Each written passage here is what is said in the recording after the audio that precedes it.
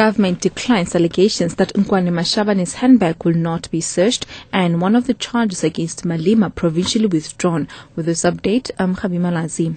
The International Affairs Department has declined to comment on reports that Minister Nkwane Mashabane will not have a handbag scanned at an Oslo airport in Norway. Reports suggest that her refusal cost the South African taxpayer more than 200,000 rand as a chartered flight had to be hired for her. Jemina Malachi reports.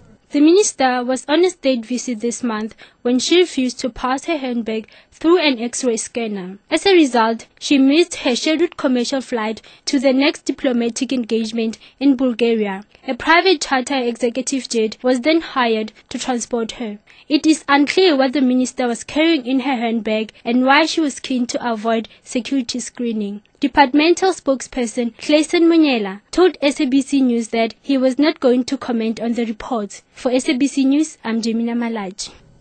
One of the disciplinary charges against ANC Youth League President Julius Malema has been provincially withdrawn. However, the ANC Disciplinary Committee insists the charge has not been dropped altogether and can be pursued at a later stage. There have been no immediate details of the nature of the charge, but it's understood that it relates to what the ANC considers an attack on the integrity of the Disciplinary Committee itself. Tulasizo Simelane reports. The provisional withdrawal of the charge stems from an application brought by Malema yesterday in which he contended that the disciplinary committee could not hear the matter as the charge relates to the committee itself.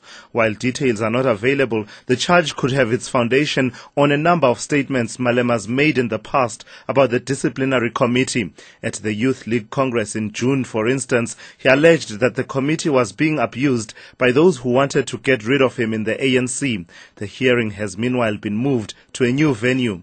Tulasizwe Simelane, SABC News, Johannesburg. Meanwhile, Malema has failed in a fresh bid to get the chairperson of the disciplinary committee, Derek Hanekom, to recuse himself. The committee has ruled that its initial decision on the application still stands. The taxi operator Santaco has launched a new low-cost airline. Santaco Airlines has been officially launched at the Lenzera Airport north of Johannesburg. The airline plans to service routes between Lenzera, Bisho and Cape Town in an attempt to make flying accessible to millions of commuters who rely on minibus taxis. According to Santaco, the taxi industry in South Africa services around 15 million people. In his address at the launch, President Jacob Zuma lauded the launch of the airline, describing it as a major step in demystifying the myth that airline industry is the preserve of only established white-owned business entities.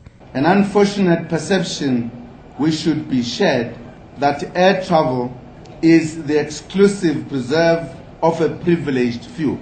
Santaco is therefore opening air travel to the masses, building on the contribution of other low-cost airlines that entered the market recently.